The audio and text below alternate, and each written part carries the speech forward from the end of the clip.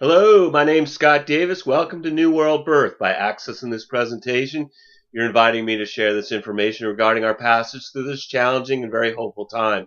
And this is the care and feeding of a New World Age report for the Gregorian date of April 14th, 2013, and 1 Ish or Jaguar in the Mayan Tzolkin calendar. And we're also going to discuss Venus moving into Taurus, followed by the Sun moving into Taurus, and then Mars moving into Taurus, and the Scorpio full moon.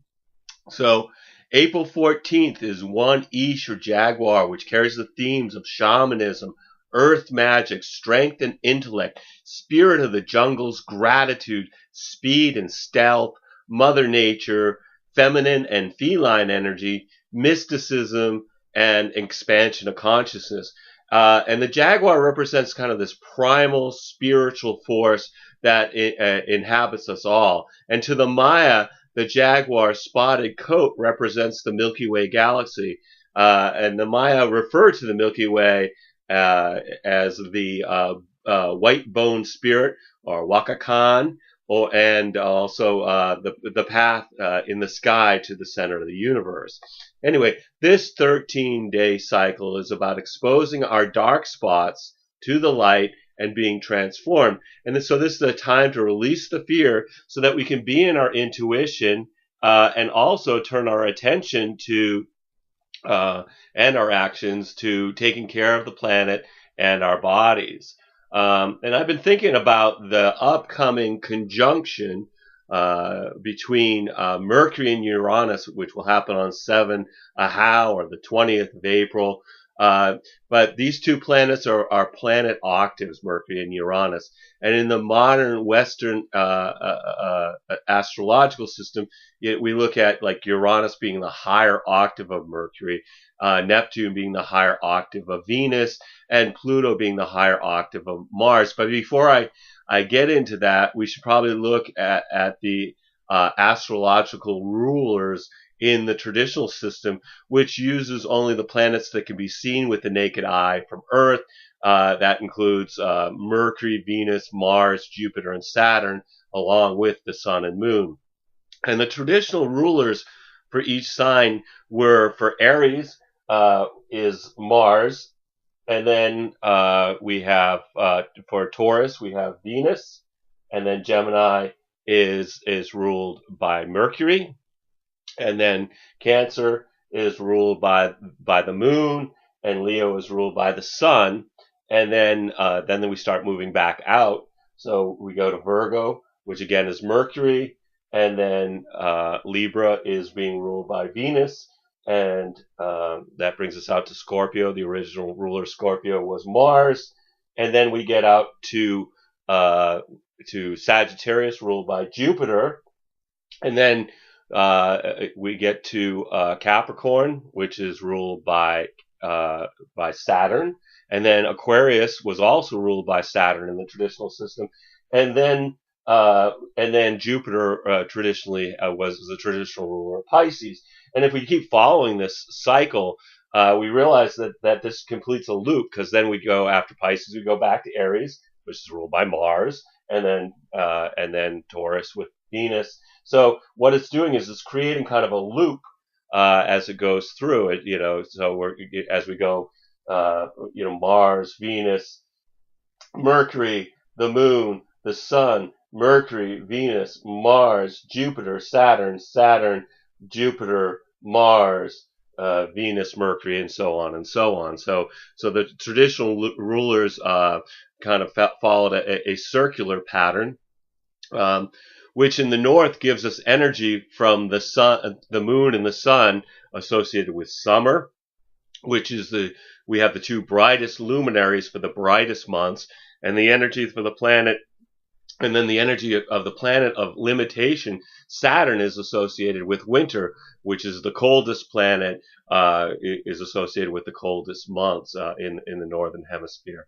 Obviously, this would be different south of the equator. And all of this changed back in 1781 when Sir William Herschel discovered Uranus. Later, we have the discovery of Neptune in 1846 and Pluto in 1930. And according to Ra-Uru-Hu, the discoverer of human design, the human species mutated in 1781 from being a seven-centered being that we would recognize from the Vedic system, being, the chakra that we would associate with the seven-centered system, to a nine-centered system, which is represented over here in the human design chart. And so basically, we're looking at a mutation that occurred at 1781, coincidental to Herschel's discovery of Uranus. This mutation had many significant effects. One of them being is that we moved from living what we call a Saturnian life cycle of 30 years, with midlife occurring at 15, based on the orbit of Saturn, to living a Uranian life cycle of 84 years, with midlife occurring at 42. And so that the life cycle is now aligned with the orbit of Uranus. And this represents a shift that's described by the Hermetic law of as above, so below. So that the discovery of the outer planets brought the concept of octaves to the inner planets. So simultaneous, we have a mutation to the human energy body and an emotional shift, evolutional shift in astrology, as new planets were integrated into our understanding of how the cosmic environment mirrors the inner human environment and vice versa. So anyway, the planet octaves, like I was saying, on the 20th, Mercury and Uranus are conjunct at the same degree of Aries. Uranus is considered to be the higher octave of Mercury. Mercury is about the mind and communication and thoughts, and Uranus is about the higher mind and unexpected changes and revolution. And then, so the personal planets, which are Mercury, Venus, and Mars, represent aspects of the personality. And then we have Jupiter and Saturn are intermediary planets. And then the outer planets of Uranus, Neptune, and Pluto represent transformational energies that transpersonalize experiences into a greater connection with the universe. The outer planets are considered to be higher octaves of the personal planets. So Mercury is about personal awareness, whereas Uranus expands consciousness into the awareness of the universal mind. Venus is about personal love and relationship. Neptune inspires our expansion into unconditional love for the universe itself. And Mars is about personal desire and will. And Pluto represents the higher will and the desire to transcend the limitation to become our authentic and empowered self.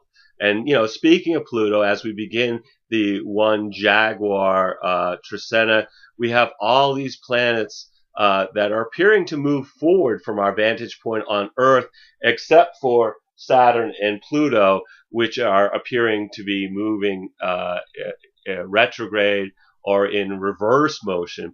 And I've said this before, but planets really don't move in reverse in their orbits, but they appear to move backward from our perspective on Earth, much like being in a car that's passing a slower moving car. There's a point where the slower moving car appears to be moving in reverse when compared to landmarks in the far distance.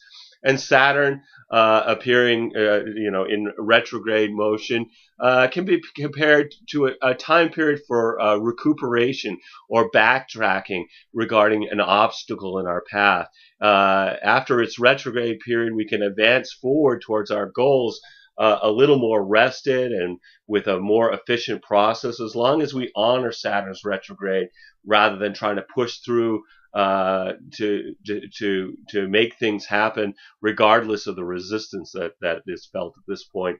And then just on the 12th, Pluto, which is the planet of transformation through death and rebirth cycle, began moving retrograde or inverse from our perspective, which is about reviewing the past and will require that we release anything from the past that is a burden to our new path. We can choose to let go, or we can have it ripped out of our hands. The choice is ours about how we want to react. But Pluto is going to take our baggage, regardless of our attachment to it, if it really doesn't serve our purpose in the rebirth that we're all being motioned to go through. And what I find interesting about the astrology of April is Pluto is in Capricorn, and slowed to a stop, like I said, on the 12th.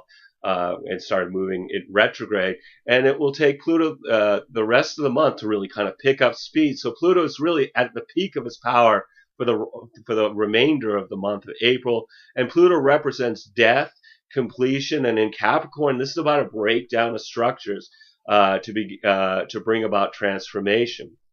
So anyway, we're going to switch now. We're going to talk about the daily vibrational energy of the one Ish Trisena. And one thing I just want to bring to your attention here is this diagram's already kind of set up for when the sun is in Taurus. So for some of these angles, I'm going to use this pointer, and I'm going to use the handle as being where the Earth would be to get the alignment, and then the actual pointer part will be the line of sight. And I think that by doing that, you'll be able to see the alignments more clearly because for the first 6 days of this report, the sun still is in Aries, but I don't have a way to change this around, so we're just going to go with it.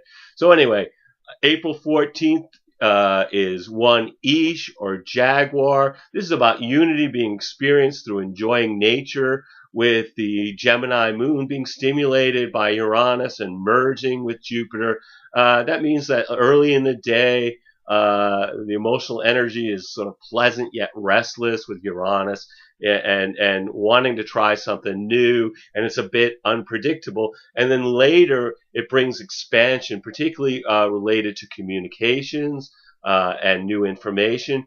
But also it can bring self-confident feelings and generous interactions with others. And then the 15th, we have 2 Men, which is Eagle. It's about duality experienced through being seen from a higher perspective. And it is at that moment that Venus will then crosses over here into Taurus. Which is really beneficial because Taurus is more affectionate and sensual in air than Aries as a sign. And being an Earth sign, there is a realization about the damage that a bad relationship can actually bring. So there's also kind of a caution that happens when Venus moves into Taurus about entering into love too quickly.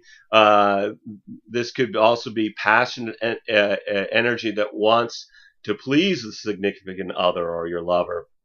But this is also about enjoying the arts and music along with fine food that nourishes the body and the soul over the next 3+ weeks of Venus being in Taurus.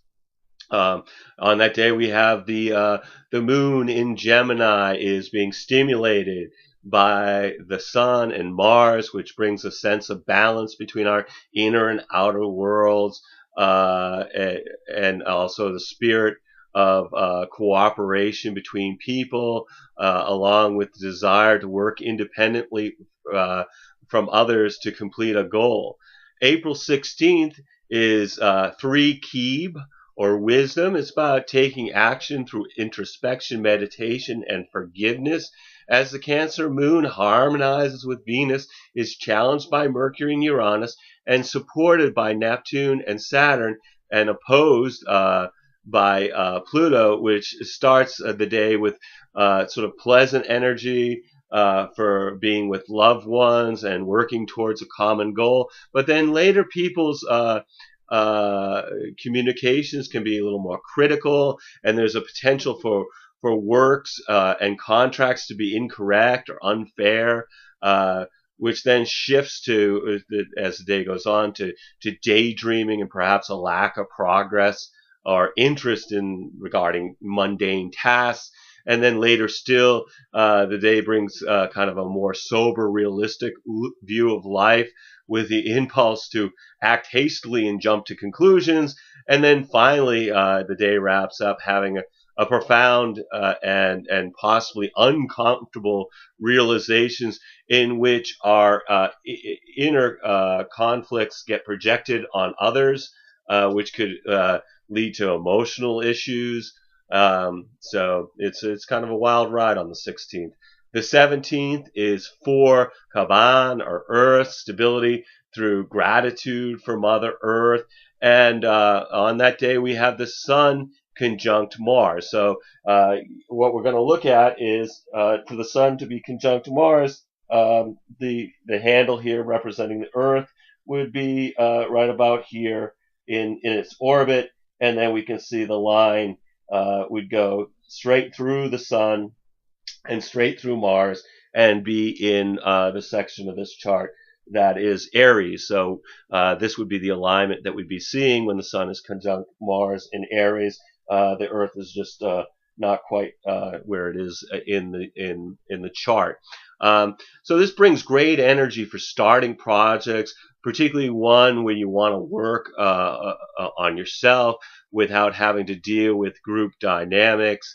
Where a compromise would be important. The Sun and Mars really just kind of want to, surge into this thing, and it brings a lot of physical energy that could be channeled into vigorous activities. Otherwise, it could feel kind of very itchy and irritable when repressed. Like if this day you're spending it sitting behind a desk, watching your life slip away. This energy is where the individual is really there to become recognized. So if you have kind of a meaningless desk job, this might be a good day to take a mental health day and do something creative. But also recognize that not all the people will know that about this particular day and its energy. And so they're not going to know to embrace their lives. And kind of take a day off from focusing on how they're making a living. And so we may see a lot of people who are kind of really irritable with kind of a higher than usual possibility for accidents and arguments when this energy is contained and not allowed to express itself. We also have the moon in Cancer making no aspects. So this is also a really good day for integrating all these new energies while taking some needed downtime. And then April 18th is 5 Etsnob, or Flint. This is about empowerment through being introspection. And it brings a sextile of Venus and Neptune. And so from our perspective here on Earth, the angle between Venus and Neptune is a 60-degree angle. It's considered to be a harmonic angle. This is really very nice energy between the planet of romantic love and her higher octave that we were talking about before, the planet of unconditional love. So this might be a time when we experience universal love through our personal relationships. This could also be a very creative and imaginative energy that really seeks and appreciates beauty. So exposure to art, music, or poetry could help renew our consciousness during this pleasant, dreamy fog of this transit.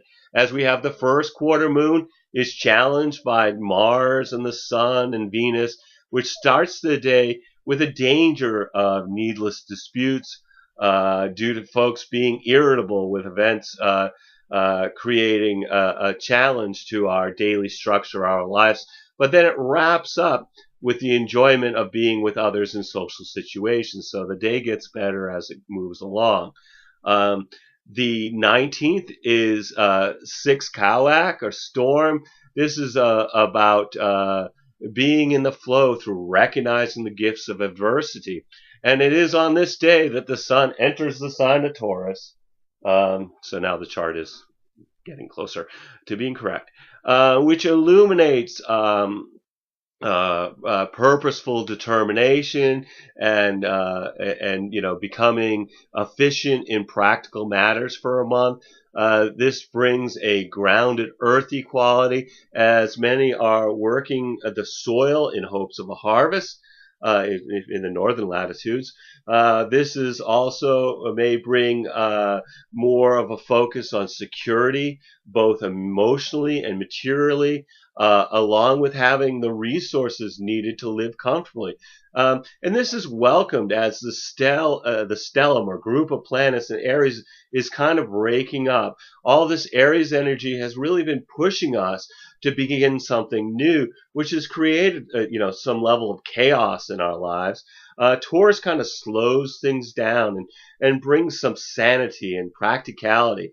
And then we have on that day, we have the Leo moon finding support from Mercury and Uranus. And it's challenged by Saturn and it harmonizes with Jupiter. So early in the day, we're more in touch with our feelings and able to express them, along with having the ability to correct mistakes and revise contracts from some of the energy we had early in the week. This is time where we go back and make things right again if we signed unfair contracts before.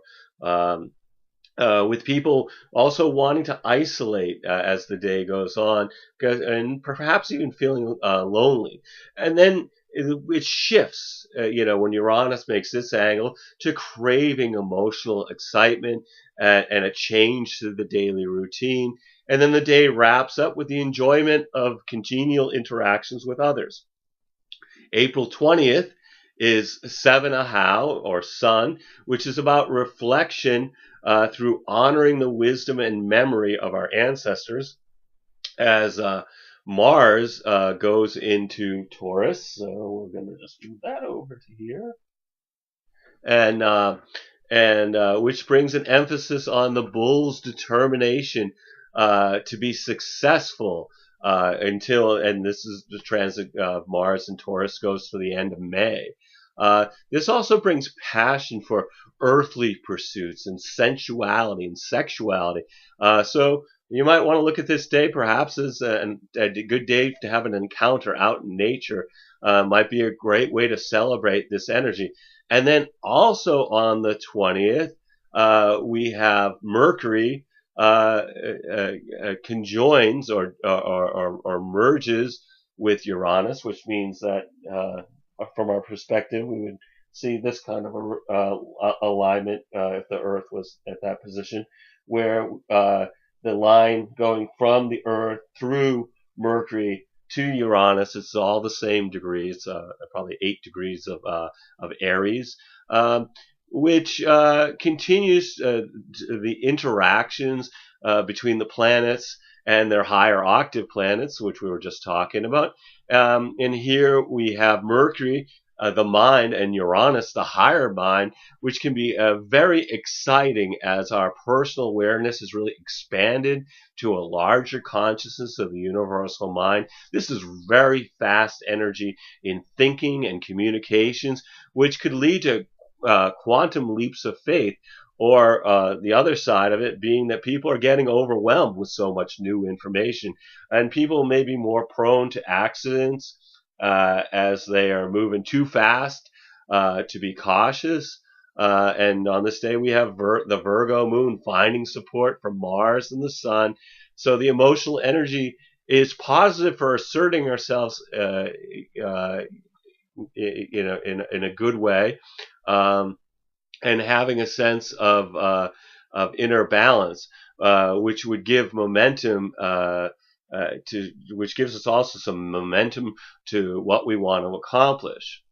And then the 21st is 8 Amish, or crocodile. It's balance through new beginnings when Mercury squares Pluto. So from our perspective here on the Earth, this angle of the Earth to Mercury forms a 90-degree angle, to the line from the Earth looking towards Pluto. And a square it's a challenging angle. And folks can really get obsessed with some thought or idea. So it's important in conversations to be open to others' viewpoints and not be forceful in getting others to agree with our beliefs. This energy can easily provoke arguments over things that won't seem important in a few days. So if you're using this energy to explore your inner world, it really can bring a lot of light to something that's been hidden in the depths of our psychology. It's great energy for studying subjects that deal with covert or hidden aspects such as psychology or magic or the occult, but it's also good for meditation or yoga.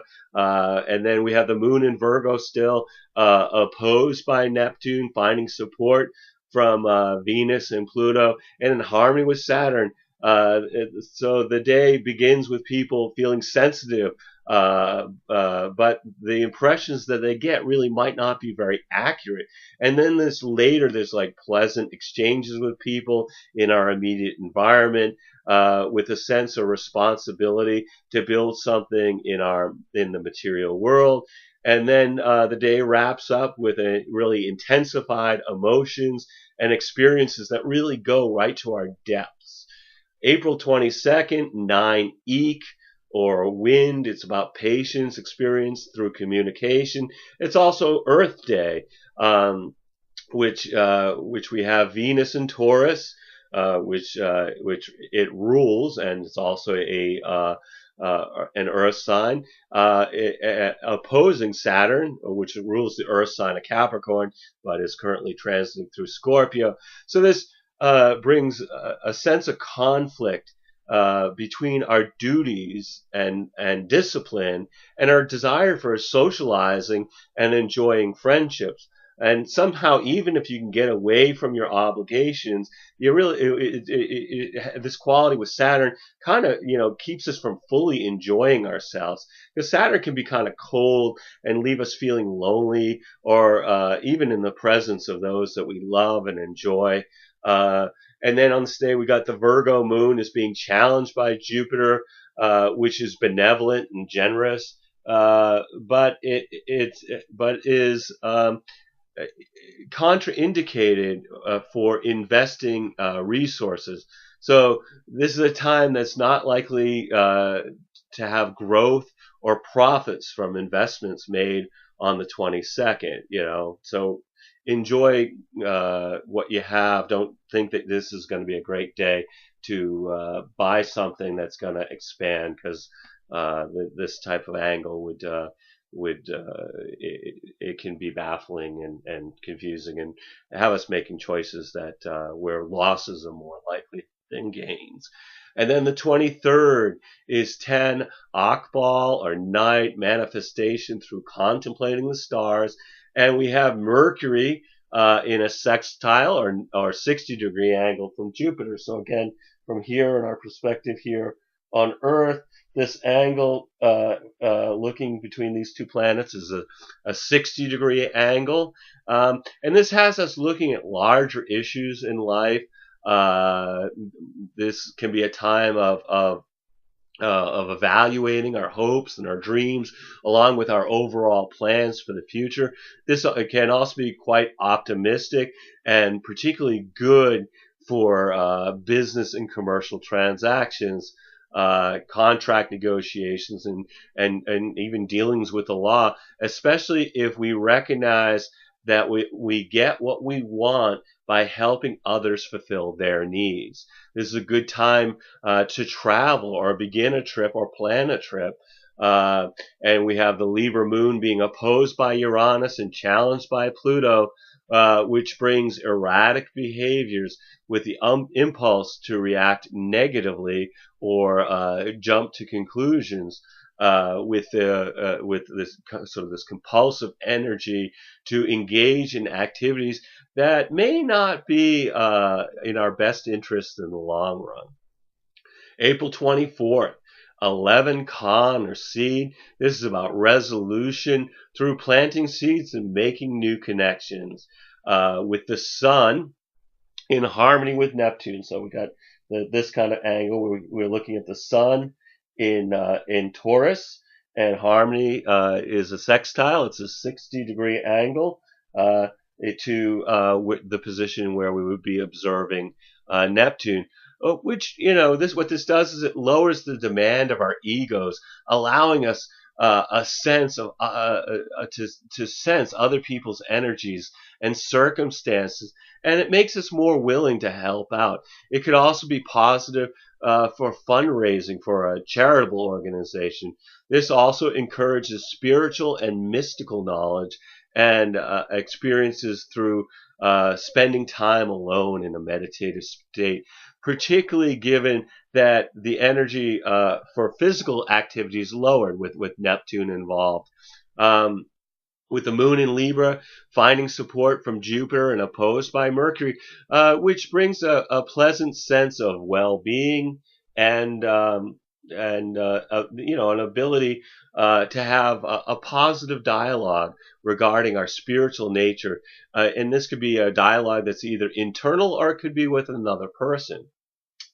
And then the 25th is 12 Chichan or serpent. This is about understanding through being flexible with the full moon at 5 degrees Scorpio, 5 and change. It's almost to 6 degrees Scorpio. And the very first eclipse, we have a lunar eclipse on the 25th, which has the moon opposing Mars and the Sun, and in harmony with Neptune and merging with Saturn, which brings us the peak of the energy from the Mercury-Uranus conjunction on the 20th. So if you saw the last report, I was talking about the fact that, April began with seeds being planted, but they were slow to develop and actually become visible above the surface. Well, the 20th is where we started really getting aware of what those changes were, and certainly by this full moon on the 25th, we're really getting clear. This is kind of the high water mark where amazing new information, opportunities, unexpected changes have impacted us to the point where we could have been overwhelmed, and from this point on, we'll have the opportunity to kind of sort through all this information and experiences of the past 5 days, to have, and we have what we need to embark on our new path. We have the information. Now it's a matter of actually applying it. And Mars creates tension in our interactions, increasing so folks are going to be a little more irritable or more easily angered under this full moon. And then when you add it Neptune, it increases everybody's sensitivity. So, this is a full moon. I'd be careful about whose company I wanted to be in. And Saturn just really wants to be alone, which actually may be best because this full moon has several indicators for domestic problems. And Saturn brings requirements into our lives the easier options that we might have had earlier on are no longer available, and we have to take a more challenging path at this point.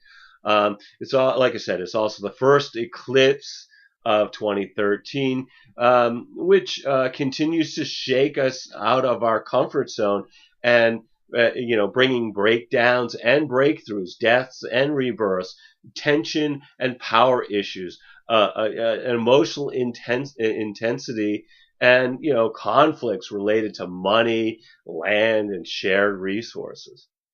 April 26th is 13 Kimi, or transformation, movement to the next stage through releasing what no longer serves us, as Mars is in a sextile or 60-degree angle to Neptune. So here's Mars out here. So the angle here is from Mars making a 60-degree angle to Neptune, which is very stimulated. It brings a time when the ego kind of takes a back seat to seeing the world with greater sensitivity. That's the influence of Neptune. It also brings a perspective when looking at friends and folks that we interact with a greater compassion and a desire to help out. And this is really great energy for activities like walking meditation or yoga or Tai Chi, where it's a balance of the spiritual Neptune with the physical level of energy from Mars, or anything that kind of links physical activity with spiritual experience would be a great thing to be engaging in on the 26th. With the moon in Scorpio harmonizing with Pluto and opposed by Venus, which arouses deep emotions that are brought to the surface. But there's also a caution against overindulgence in rich food and drink during this last day of the Trecena. So, no matter what these energies, how they're affecting you during this one Ish, one Jaguar Trecena, take some time out to be in the flow of the planet by being in nature as the Jaguar would want, watching a sunrise or sunset or communing with the stars in Milky Way, being conscious of the moment through introspection, meditation, or really being consciously with somebody you love. Every single day we have is a blessing, no matter what the dramas are that they're beckoning to distract us. We're all here giving the performance of a lifetime on this world stage. So take some time out to observe the play as well as acting your part by recognizing you are a spiritual being that is engaged in having a human experience.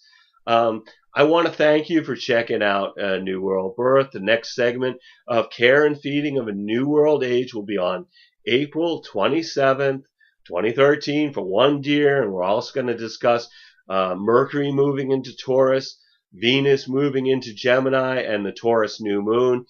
You can check us out on Facebook, YouTube, or the Mind Magics website, and I encourage you to share this information as videos or text as widely as you choose. As always, I invite you to contact me at newworldbirth@yahoo.com if you have any questions or wish to schedule a reading, and I am providing readings and wish to make this service available to the greatest amount of folks. So I've created 3 options with 3 levels of compensation. These readings are designed to provide information to help you navigate these difficult times. At the basic level, we'll look at your human design chart to help you understand how to use your individual strategy and authority in making decisions based on your unique design. I include 3 months of astrological transits as they relate to your natal and progressed astrology chart, along with the human design reading at the middle level, and then at the top level, the human design and astrology transit reading will be recorded and sent to you as an MP3 file that you can download to your computer. So if you're thinking about getting a reading, please contact me, because I would really love to provide you a reading during these uncertain times. You'll have to be either able to call me in Maine, in the USA, or connect over Skype to receive your reading. I'm also accepting donations, and this is important. Basically, if you any donation would be accepted and certainly welcomed, no matter how small it is, so that we can keep these reports freely available. As always, I'm blessed that you've taken the time out to connect with my passion for all these ancient mysteries and their application to our journey during this incarnation. The light in me honors the light in you. Namaste and Lakesh, and I hope to connect with you again next time. Thanks for everything.